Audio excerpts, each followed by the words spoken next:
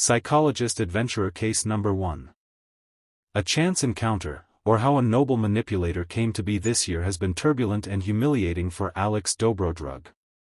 His final year of psychology at university, which once seemed like a springboard to a brilliant future, now resembled a long, winding line at the ticket office, where tickets to life were already sold out.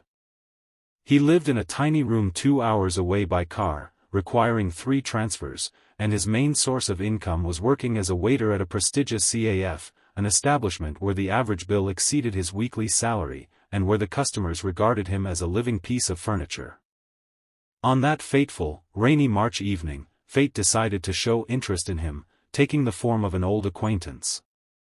Drenched to the skin, smelling of cheap coffee and despair, Alex rummaged through the bookstore shelves, desperately trying to find a used textbook on cognitive behavioral therapy for under $10. The thought of rent due in 3 days, and his last $7.30 in his pocket, sent him into fits of dry, ironic laughter.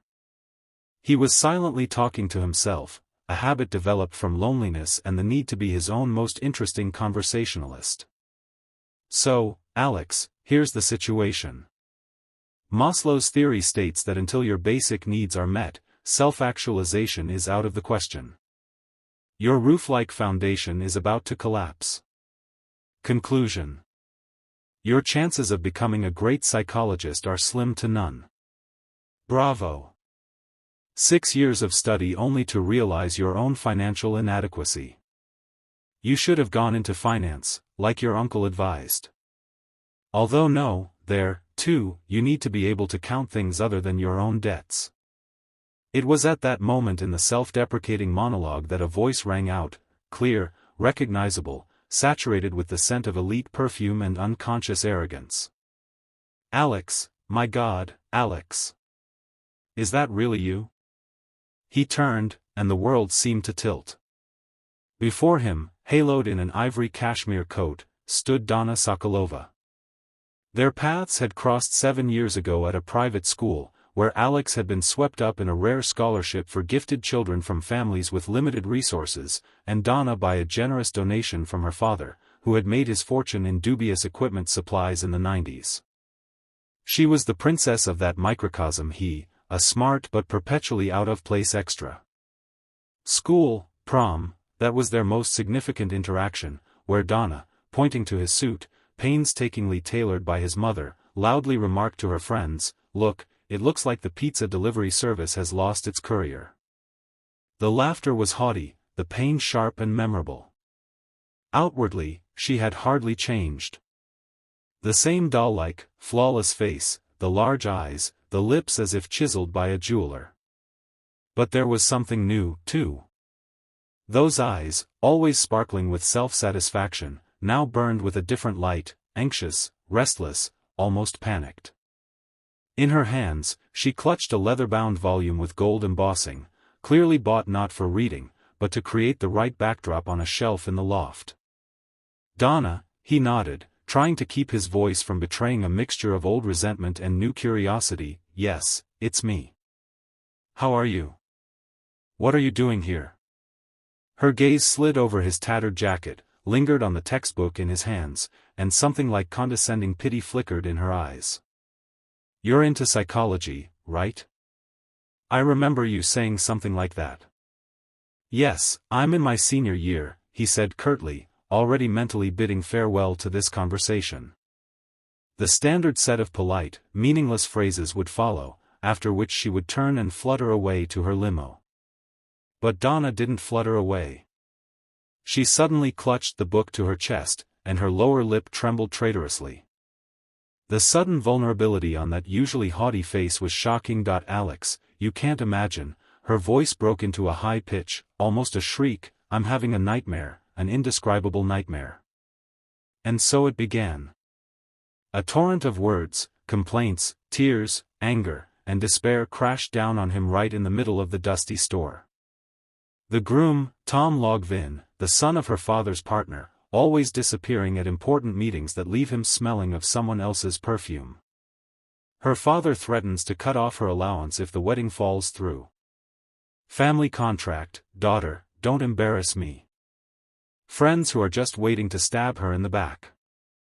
The psychiatrist prescribed pills that make her feel like a vegetable in the refrigerator. And the worst thing is, she sobbed, and it wasn't a theatrical sob, but a genuine, childish sob. I'm starting to think he's right. That I really am a crazy, hysterical woman. Maybe I just need to shut up and do as they say. She looked at him with wide, tear-stained eyes and suddenly blurted out, grabbing him by the sleeve of his wet jacket with the force of a desperate man. You're a psychologist. You have to help me. No, not help me, prove it. Prove to me that I'm not crazy. I'll pay you for everything, however much you want. The last sentence hung in the air, ringing and absurd, like the ringing of a crystal bell in the basement. Alex felt the old, caustic schoolboy's laugh rise in his throat. Prove that I'm not crazy. I'll pay you for everything. It was the perfect, absurdly complete diagnosis of a poor, rich girl, ready to buy a certificate of mental health from a casual acquaintance. Quotes from textbooks about ethics, boundaries, and the inadmissibility of dual relationships flashed through his head. And then, slowly, like a heavy roller blind, another thought descended, the thought of the $7 in his pocket, the tuition bill, the stupid but still smoldering ember of an old grudge. He looked at her hand on his sleeve. A perfect manicure. The cost, his month's rent. His fingers trembled. Sincerely. Okay, he said, and his own voice sounded strange, distant to him. But it will be expensive. He didn't name a price. He himself didn't know how much such a ridiculous favor could cost. 500? 1,000? For her, a trifle. For him, salvation. Her face lit up with such gratitude, as if he had offered not to listen to her for money, but to pull her out of a burning building. Thank you, she chirped. Let's go to my place, right now. It's warm and dry there, I'll give you some money, and we'll discuss everything. So, drenched, with a textbook under his arm and feeling like he'd just sold his soul, but for a vague, as yet unspecified price, Alex climbed into the limo with tinted windows that had materialized at the curb in response to Donna's call. The scent of leather, expensive perfume, Two Bros 1941, and hopelessness assaulted his nose. The journey into her world, into her golden but clearly sour reality, had begun. Part 2. Diagnosis. Rich orphan Donna's loft was monstrously enormous. High ceilings, exposed brick walls, floor-to-ceiling windows, through which the lights of the upscale neighborhood danced, as if mocking his tiny space. The furniture looked like it had just been taken out of a design fair. Abstract expressionist paintings hung on the walls, aggressive brushstrokes screaming pain he imagined the inhabitants of this place could hardly have experienced. The air was sterile, cool, and dead. This space wasn't lived in, it was used to demonstrate status. Donna, having shed her coat, found herself in a simple, yet incredibly expensive silk jumpsuit. She paced the room, now offering him wine, a bottle of 1998 Toto Margaux that cost half a university course, now apologizing for the slight mess, meaning a speck of dust invisible to the naked eye on the polished table crafted from a single cube of African ebony. Alex sat down on the sofa, which molded itself to his form with a quiet, almost apologetic hiss, as if apologizing for its own excessive comfort. He felt like a complete imposter, having infiltrated a private party for the gods of Olympus, having forgotten both the invitation and the proper toga at home. Calm down, Alex, you're not an imposter, you're an expert. True, an expert without a diploma, an office, or the slightest clue what to do next. But with a desperate need for money and an empty bank account. That's something. Maybe he should start with active listening? Or with confrontation? Or just get up and leave before it's too late? Let's start from the beginning, he said in a neutral, almost professional voice, the same tone he'd heard from his professors. Tell me about your relationship with Tom. Just the facts, no judgment. It worked like a key unlocking the floodgates. Donna began to flow again. The facts, however, quickly vanished in an emotional avalanche. Tom is handsome, smart, from a good family, his father approves, the wedding is planned for the spring in Nice. But he's become as indifferent and cold as an iceberg.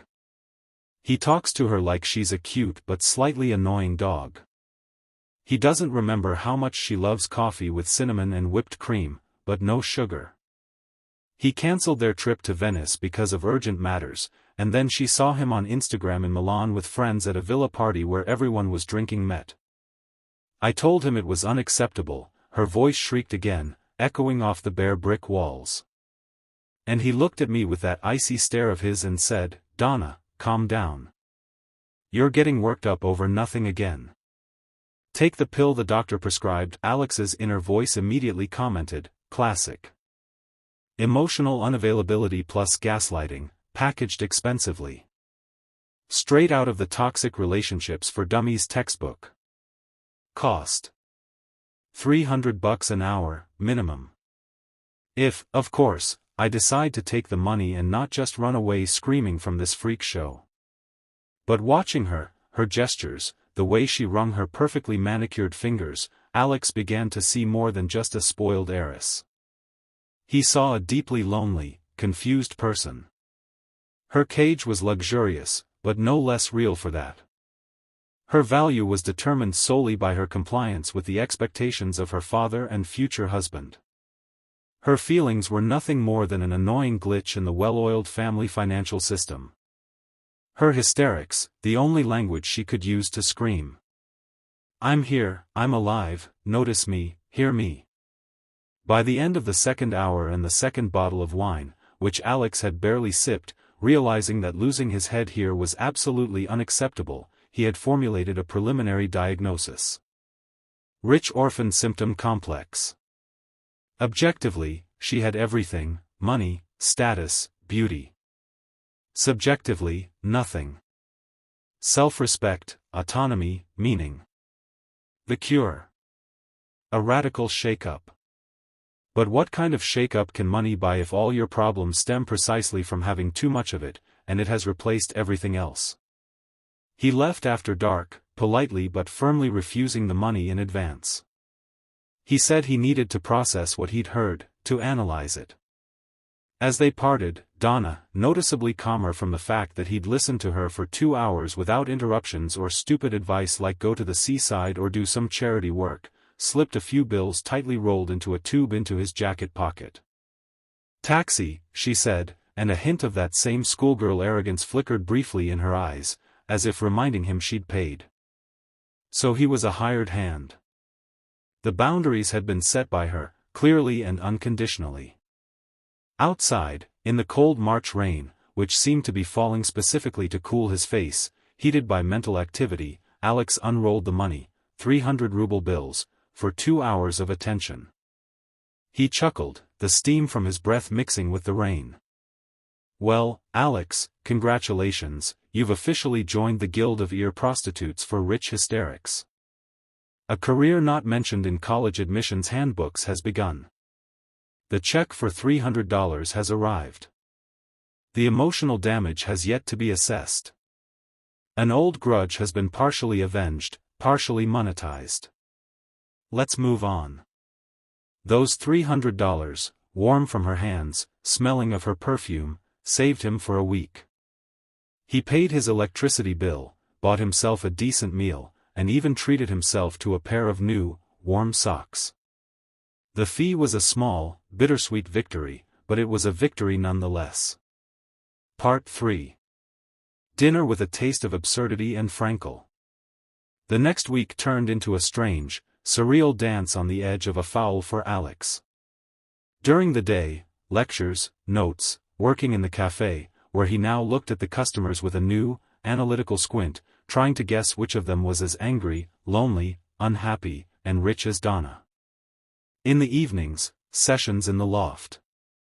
He hardly spoke.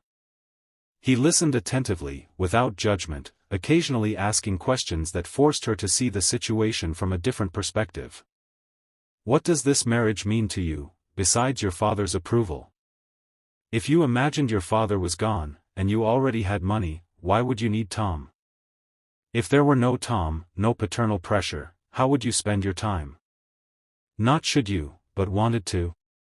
When was the last time you did something truly stupid, funny, something you were ashamed of, but still had fun? The questions perplexed her. She'd never thought about it. Her life was an endless reaction to external stimuli, not an internal choice. She knew how to want things, a dress, a car, a trip, but she couldn't want a fortune, feelings. Alex, to his surprise, began to get the hang of it. This was the best, most real-life workshop possible. A real person, real, albeit specific, pain, and he could carefully experiment, applying the theories from his textbooks. He saw how the paradoxical theory of change works. To change, you must first accept yourself as you are. He watched her resistance slowly melt away as she felt that she wasn't being judged, but rather understood. And yes, $300 an evening, sometimes $500 if the session stretched into the night, was a wonderful incentive. He even allowed himself to buy a new kettle, the old one was leaking, and felt a strange, almost shameful satisfaction. The culmination of this phase came with a call from Donna on a gray, dreary Wednesday morning. "Alex, this is a disaster. A complete and utter disaster." Her voice on the phone was strained, panicked, as if she were speaking from under a rock. "Tom is hosting a dinner tonight, at our place, for investors from Dubai. And she'll be there, that cellist, his ex, Irene." "So what?" Alex asked wearily, drying glasses in the cafe and thinking about how the coffee tasted especially bitter today. "What, so what? She's smart, witty. She speaks 3 languages. She has this languid, velvety laugh. And I'll be like expensive, but completely useless furniture. You have to come." "Donna, I'm a waiter," he reminded her, feeling irritation creep up his spine. "And not the kind of person to be invited to dinner with sheiks and former cellists." "No, not a waiter," she nearly roared into the phone, and he heard something smash on the other end, probably a discarded vase. "You're my consultant on intercultural communication and mental resilience under social stress. I've already told Tom everything." He grimaced, but didn't mind. "Come promptly at 8. Dress code. Smart casual." She hung up. Alex stood sighing, staring at his reflection in the polished surface of the coffee machine. He felt like cannon fodder, being thrown into the breach of her social ambitions and fears. But $500, and for an evening like this, they could probably ask for 1,000, meant otherwise. Moreover, curiosity, both professional and human, gnawed at him unbearably. To see in person this mythical, ice-cold Tom and that Irene, who, judging by the descriptions, was a being from another planet compared to Donna. That evening, at precisely 8 o'clock, he stood at the massive door of the loft, wearing his only decent dark blue suit, bought 3 years ago at a garage sale. The suit fit well, but desperately needed dry cleaning, which Alex couldn't afford. He felt less like a consultant than a real spy infiltrating enemy territory, his internal monologue raging like a hurricane. "Excellent, Alex. You're a guy with a degree on the way, debts up to his ears, and a conscience at a garage sale. Now you're going to walk in and pretend you understand the intricacies of dealing with Middle Eastern investors and contemporary art at the same time. I hope they won't ask about the dividends on Saudi Aramco shares, or will they? Well, I can show off my knowledge of Freudian associations about oil is the subconscious thirst of the founding father. Or analyze their choice of ties as a projection of repressed aggression. The main thing is not to stutter and not to stare at the buffet with such a hungry longing, as if you haven't eaten in 3 days. Although, in fact, that's true today, it's just coffee and 2 bananas. Oh, great psychology, where have you led me? The door was opened by a statue-like butler, or simply a very well-trained security guard in a tuxedo. Alex walked in. The loft was transformed. Soft, subdued lighting, soft jazz music, the smell of expensive food and even more expensive cigars. The guests, about 10 of them, had already assembled. Tom Logvin was a tall, athletic man of about 30, with a perfect haircut, cool gray eyes, and a smile that never quite reached those eyes. His gaze, quick and appraising, like an airport scanner, slid over Alex, lingered on the slightly frayed cuffs of his shirt, his shoes in need of repair, and, having pronounced the verdict low investment appeal, turned away. The cellist, Irene, a woman of about 35 with intelligent, mocking brown eyes and a casual but impeccable hairstyle, looked at him with undisguised, intense interest, as if she were seeing a rare artifact. Donna, in a dazzling white chiffon dress like a cloud, darted among the guests, smiling the strained, frightened smile of a ballerina who had forgotten to be told which way to go. He was introduced demurely. Alex, an expert in cognitive practices and cross-cultural dialogue, was consulting with Donna. A few eyebrows raised politely, some nodded, some ignored. Dinner became a sophisticated torture for Alex. They discussed market volatility, the new exhibition, the merits of electric cars. Donna remained silent, occasionally interjecting hesitant remarks that hung in the air, unheeded. Tom spoke smoothly, measuredly, emotionlessly, like a weather forecaster for other planets. Irene, on the other hand, offered sharp, clever, slightly venomous remarks that made Tom wince slightly but retorted with cool politeness.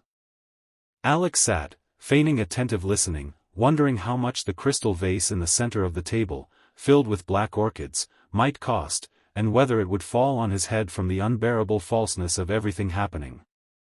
And then, during a prolonged pause, while everyone was eating dessert, a raspberry souffle with gold dust, the mere sight of which made Alex's stomach churn, Irene, playing with the stem of her glass with her long fingers, suddenly addressed him.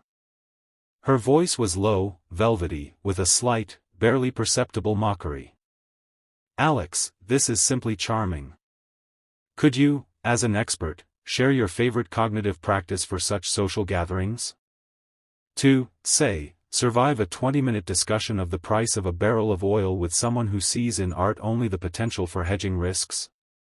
All eyes, cold, appraising, curious, turned to him.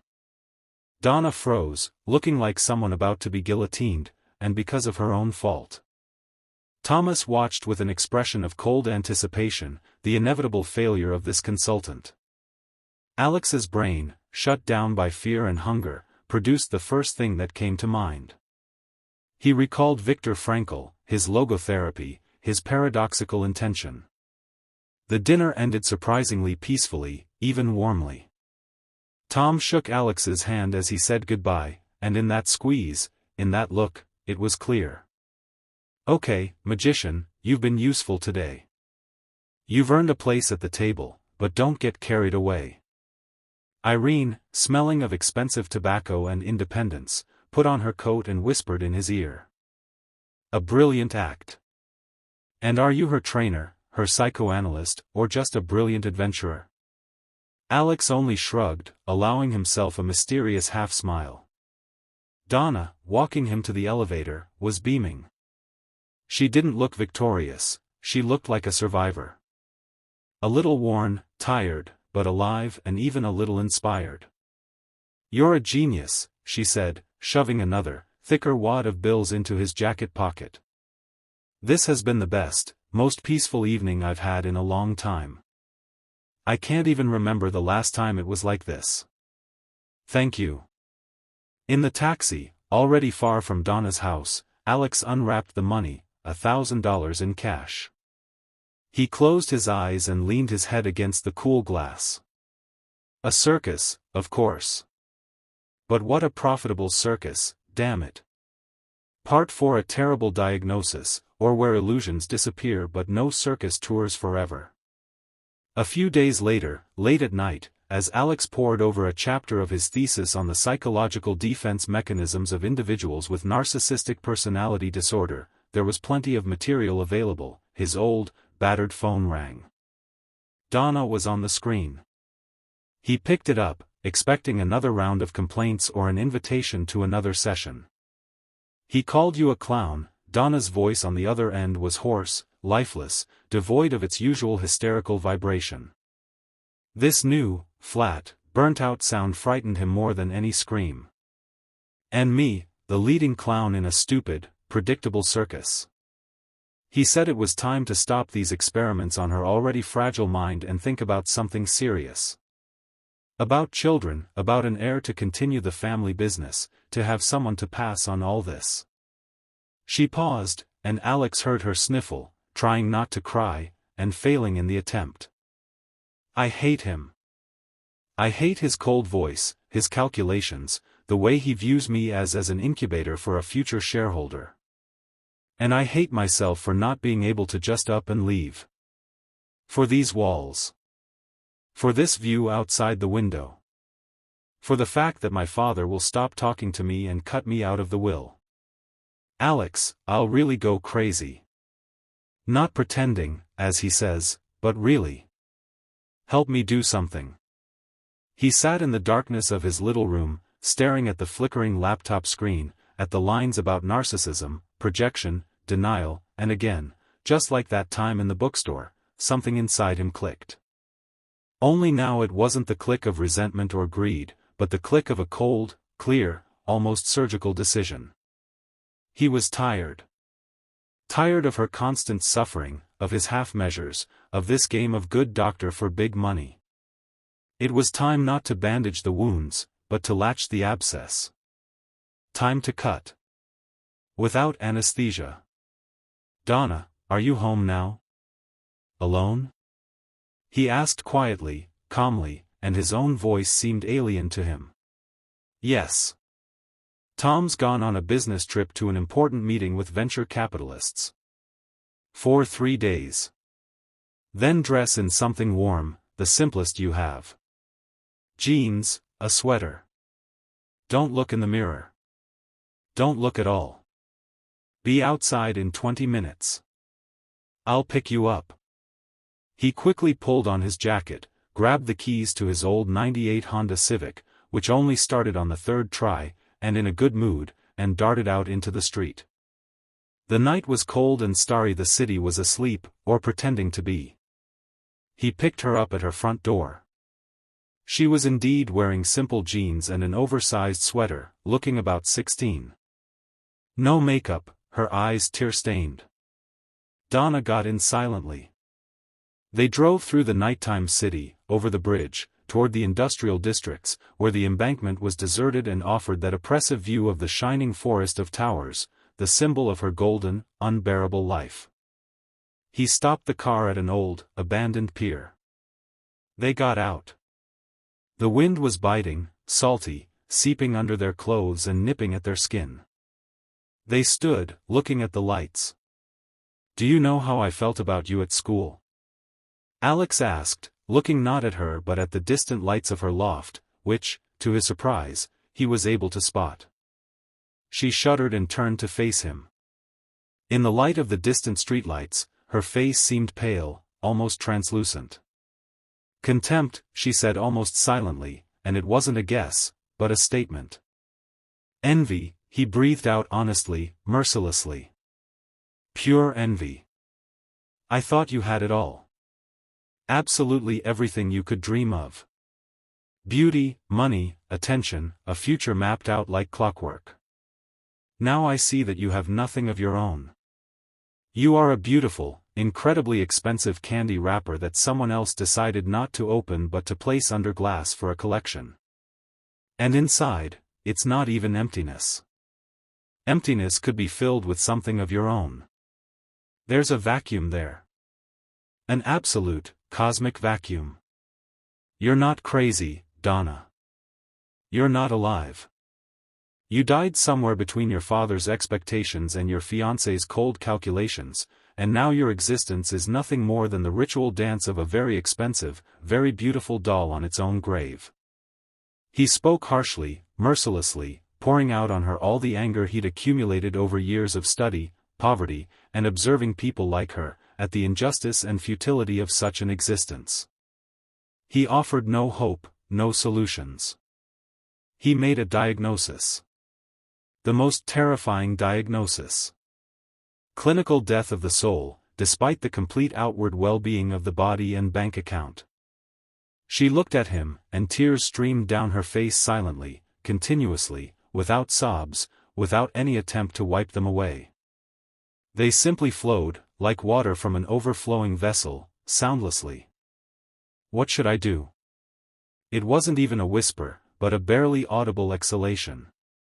Choose, Alex snapped, finally turning to face her. His eyes in the darkness probably seemed bottomless and merciless to her. There are only two options. The first is to say, no, no to my father, no to my fiancé, no to this sham life. Take responsibility for your own worthlessness and start from scratch. It will be scary. There will be tears, my father's anger, perhaps poverty, the ridicule of former girlfriends.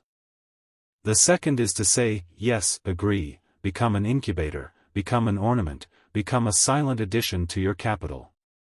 But it must be your choice. Not capitulation. Not, I was forced into it. If you choose, yes, do it consciously, with a full understanding of what you're condemning yourself to. And then stop complaining. Live in this role, but choose for yourself. He paused, letting the words sink into her consciousness like salt in a wound. You're afraid of running out of money. Find a way to earn money, at least somehow. Go study hairstyling, floristry, ceramics, damn it. You're afraid to be funny, so allow yourself to be funny on purpose. Buy those stupid eco-friendly bathroom cleaning toys and invest in their production if they both infuriate and amuse you, but do something of your own. Your fear isn't a prison with bars. It's inertia. You're just lying at the bottom of a golden pit, afraid to move because you don't know what will happen next. Just take a step. In any direction, but take a step yourself. He fell silent. The silence was broken only by the wind, the distant hum of the city, and her silent tears. She stood there, clenching her fists, staring into the darkness. A minute. 2. 5. Alex was beginning to think he'd gone too far, that she was about to turn around, leave, and never call again. Let's go back, she said finally. Her voice was quiet but firm, firmer than he'd ever heard it. He drove her back to the loft. At the entrance, Donna stepped out silently, without looking back, and disappeared through the heavy door. Alex sat in the car, turning off the engine, feeling a strange emptiness mixed with an adrenaline rush. That's it. He'd done what he could. He'd crossed every conceivable ethical line. He'd likely just destroyed his only source of income. And perhaps ruined her life. Or, conversely, given her the chance to build one for the first time in years. He didn't know. And this unknowing weighed heavier on his chest than any weight. Part 5: The Effect of Therapy, or What's the Price of Truth? 3 days passed. Silence. No calls, no messages from Donna. Alex tried to convince himself it was for the best, that the adventure was over and now he could return with a clear conscience, well, almost, to his studies, his debts, and his search for a regular job. But in his soul, doubts and a strange, incomprehensible anticipation clawed at him. He checked his student email and saw a message with no return address. Subject: Thank you. The message contained only a short link to an anonymous money transfer service and a long string of letters and numbers. His heart sank. He clicked the link and entered the code. A figure appeared on the screen. $50,000. $50,000. He blinked several times, rereading it. $50,000. He leaned back in the old chair, which creaked pitifully. The air in his lungs froze. Alex exhaled. It turned out he'd been holding it all this time. Next to the amount was a field for the sender's comment. Just 2 words. For freedom and for insight. Don't stop. He laughed. Quietly at first, then louder, until it turned into a hysterical, heart-rending roar that brought tears to his cheeks and made his stomach churn. This wasn't a fee. It was an investment. In him. In his strange, nascent, absurd, and effective method. He hadn't slept all night. In the morning, half delirious from lack of sleep and shock, he opened a new file, set a password using a random set of characters, and wrote the first line. First capital received. Not a salary. Not a handout. Not payment for services. This is payment for dismantling the cage. The client, it seemed, had not only survived the anesthetic-free operation but had spread the wings everyone thought she never had. I wonder what this will lead to. A week later, while flipping through the online version of a society magazine, he came across a gossip column. Sokolov's heir breaks off her engagement. Father is furious, but daughter has displayed unheard of in her heart. Donna Sokolova, daughter of renowned entrepreneur Michael Sokolov, has officially announced the end of her engagement to Tom Logvin. Rumor has it that Mr. Sokolov Sr. was furious, but his daughter has shown unexpected firmness. Not only has she called off the wedding, but she's also invested her personal funds in a startup producing eco-friendly home goods and enrolled in ceramics classes. She looks different, remarked one anonymous acquaintance. Calmer. Or more alive. It's hard to tell. Alongside is an amateur photo. Donna, wearing an apron and a streak of brown clay on her cheek, held a crooked, obviously homemade cup. Her smile was hesitant, embarrassed, but hers. Genuine. He went into the nearest CAF, bought the most expensive coffee he could now afford, and stepped outside. The sun was shining. He caught himself automatically scanning the crowd for not just people, but potential clients, or those he could help simply because, spontaneously. At the entrance to a small bakery, an elderly homeless woman was struggling to maneuver a heavy cart, overflowing with cans and bottles, onto the high curb. Alex approached, silently took the cart by the handle, easily lifted it, and moved it onto the sidewalk. "Oh, thank you, young man," she mumbled, smiling toothlessly. "It's nothing," he nodded and continued walking. He took a couple of steps, stopped, turned back, pulled out 2 crisp 20s, and thrust them into her hand. "For hot soup," he muttered, not looking into her astonished, watery eyes, and quickly walked away. Thus began the story of Alex Dobrodrug, who at 21, by chance and out of desperation, became what his encrypted diary later described as a noble manipulator. With $50,000 in a separate work account, a bitter aftertaste of doubt and the sweet taste of opportunity in his heart, he knew he had just opened the door to the strangest, most exciting, and perhaps only possible career path. He didn't know where this would lead. He didn't know who would be next. He didn't know how long he could balance on this fine line between therapy, fraud, and charity.